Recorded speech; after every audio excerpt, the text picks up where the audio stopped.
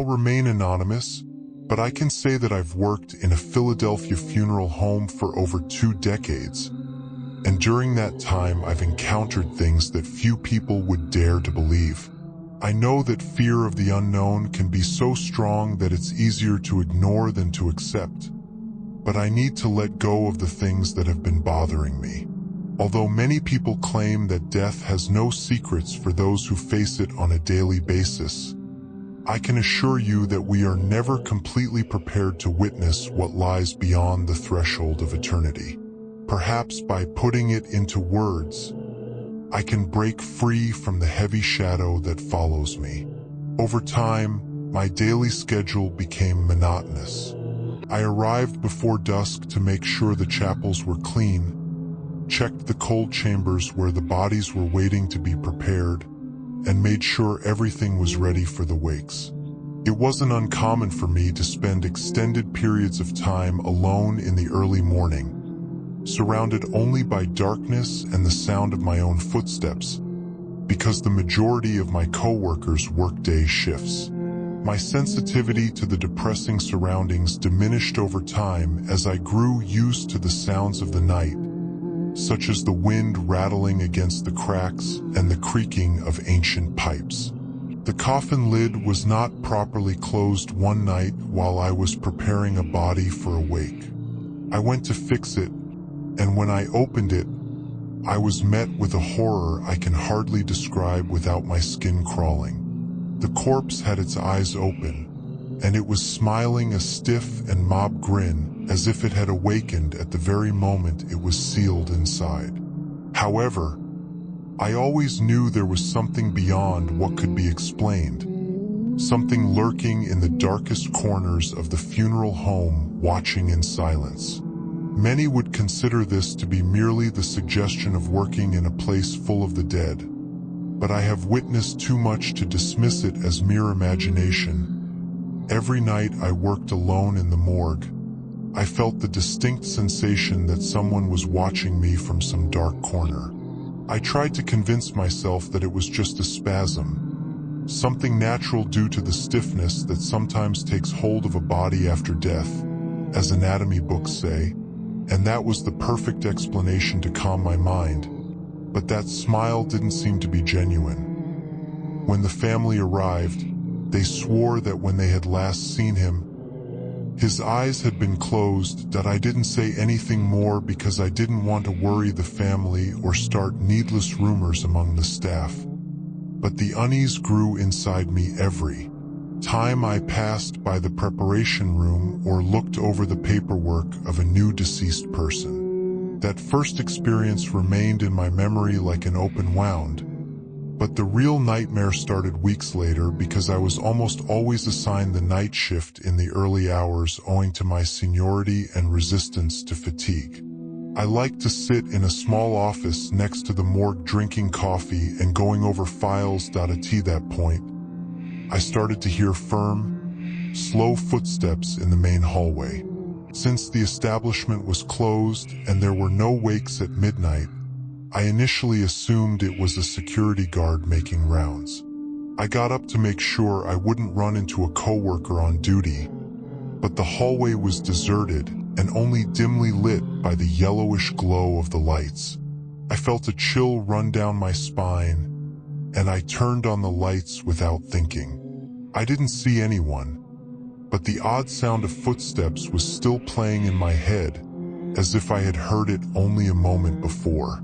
This wasn't the same chapel where the smiling incident had happened, but my fear paralyzed me, so I forced myself to remain calm and check all the display coffins, empty ones that families could choose from before preparing the bodies. As soon as I got back to my office and noticed that the lid of a coffin in the adjacent room was slightly jarred. In theory, there should have been nothing inside, so I checked 1, 2, and 3, and everything seemed normal. When I got to the last one, it was closed tight, but as my hand touched the surface, I felt a slight tremor as the weeks went by and the presence I sensed in the funeral home grew stronger. I forced myself to open it in the hopes that it would be empty, as it should have been, but that faint vibration I had felt beneath my hand lingered throughout the night. One early morning, as I was finishing organizing documents in a filing cabinet, I heard footsteps again, but they were faster this time, almost like someone running. I hurried outside to see where they were coming from, carrying a flashlight because the main light was flickering uncontrollably as I turned into a hallway where we kept embalming supplies. That I was overcome with the realization that I was not alone when I heard a whisper very close to my shoulder, as if someone was breathing right beside me. I frantically looked around with my flashlight, but I saw nothing. What's worse is that the whisper seemed to be saying my name, but I didn't have the courage to investigate further. I went back to my office, and as I turned on the lights, I discovered a file on my desk that contained the record of the deceased man I had seen smiling. I hadn't placed it there because it wasn't time to go through old files, but the document was waiting for me out of place, with a damp stain in the top corner as if it had been touched by something wet. Although I wanted to discard it, I was afraid that doing so would lead to issues, so I put it back in the filing cabinet and told myself not to let my nerves get the better of me that night, when I was barely able to sleep. In my dream, I saw the same corpse smiling and making clumsy movements as he approached me. In the dim light of the funeral home, his mouth no longer held a rigid grin but one of mockery. He spoke to me silently, pointing only to the spot where he had been laid. I woke up with my heart racing and my perspiration running. I thought about asking my boss for a shift change the following night, but I knew myself well enough to know that if I didn't face whatever was going on, I would be overcome with fear and have no chance of getting my peace of mind back. We had 3 bodies waiting for service at the morgue, so I plucked up the courage to go there right away.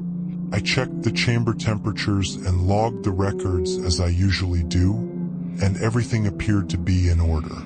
However, as I closed the last drawer, I felt cold eyes pierce the back of my neck once more. I turned around, but all I saw was silence. I had previously attempted to divert my attention by finishing reports in the office, but after midnight, I made the decision to once more stroll the hallways because I was determined not to be alarmed by simple sounds. A loud, dry thud came from the preparation room, breaking the silence. I rushed to investigate and discovered that one of the coffins had been moved out of position, with the lid slightly open. I sensed an unseen force making fun of me and playing a cruel game by opening and closing coffins at will. I took a deep breath and moved closer, carefully pushing the lid open. My flashlight showed the empty interior, but the wood board had deep scratches that hadn't been there before. Every corner of the building turned into a lurking specter. The shadows took on sinister shapes, and I was convinced that the moment I let my guard down, I would feel a bony hand resting on my shoulder. I called my colleagues to ask them to stay with me until dawn, not to explain everything in detail, but to convince them that it was an urgent paperwork issue. I didn't care if they believed me. All I wanted was to see the first light of day and get away from the gloomy silence and the dim hallways. However, even after leaving the funeral home, something still haunts me. It whispers in the back of my mind that the corpse's smile defied the laws of life and death. Sometimes I wonder if I may have crossed that line myself without realizing it. And every night when I close my eyes in my own room, I remember those eyelids peeled open, that unwavering gaze fixed on me, and that chilling smirk that seemed to be warning me that not even death is a safe escape from the horrors that lurk in the shadows.